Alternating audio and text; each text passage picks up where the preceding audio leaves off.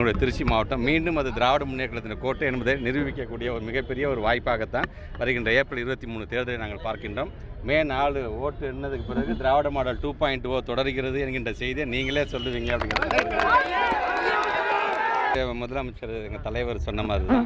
இந்த தேர்தல் அப்படிங்கிறது வந்து தமிழ்நாடு அணியா அல்லது டெல்லி அணியா அப்படிங்கிறது தான் எங்களுடைய ஃபோக்கஸ் முழுவதும்.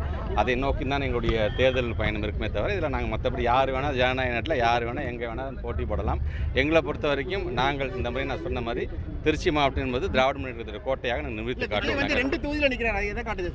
இல்லை, இது அவங்க இஷ்டங்க. இன்றைக்கி தேர்தல் கமிஷன் யாரை என்ன அனுமதி அளிக்கிறதோ அந்த விதியின்படி யார் வேணாலும் எத்தனை இடத்துல வேணாலும் நிற்கலாம். அதை பற்றி எங்களுக்கு கவலை இல்லை. எங்களை பொறுத்த வரைக்கும் திருச்சி மாவட்டங்கிறது வந்து திராவிட முன்னேற்றத்தோட கோட்டை என்பதை நிரூபித்து காட்டக்கூடிய ஒரு நல்ல வாய்ப்பாக இதை நான் பார்க்குறேன். அவங்க தானே சொன்னாங்க எம்சிசி மட்டும் வரட்டுங்க, தேர்தல் தேதி மட்டும் அறிவிக்கிட்டுங்க, நம்ம இவங்கள்ட்டலாம் தேதி கேட்க அவசியமே இல்லைங்க, நமக்கு நேராக எலெக்ஷன் கமிஷன் தாங்க நமக்கு அனுமதி கொடுக்குன்னு சொன்னதே அவங்க தான்.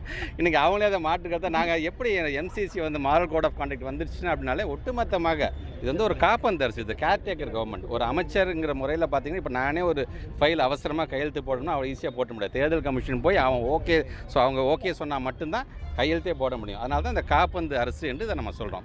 முழுக்க இது வந்து எலெக்ஷன் கமிஷனுடைய சுவிதாங்கிற ஆப்பில் போய் நாங்களே 48 மணி நேரத்துக்கு முன்னாடி நாங்கள் அதில் போய் அப்ளை பண்ணால் தான் எங்களுக்கே அனுமதி. நாங்கள் போய் யார்கிட்ட நிற்கணும் அவசியம் இல்லை, அந்த ஆப்பில் பண்ணாலே போதும்.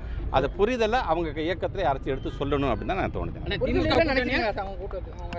இல்லை, இப்போ தான் வந்திருக்காங்க, வெரி ஃபர்ஸ்ட் டைம் அவங்களும் கற்றுக்கிட்டு இருக்கிறாங்க, அவ்வளோதான். அப்படி தான் நான் பார்க்குறேன்.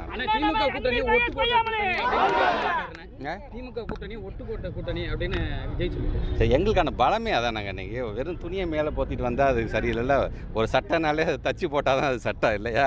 ஆனால் எங்களை பொறுத்த வரைக்கும் எங்களுடைய திராவிட முன்னேற்ற கழகத்தினுடைய இந்த கூட்டணி வந்து பலம் வாய்ந்த கூட்டணி.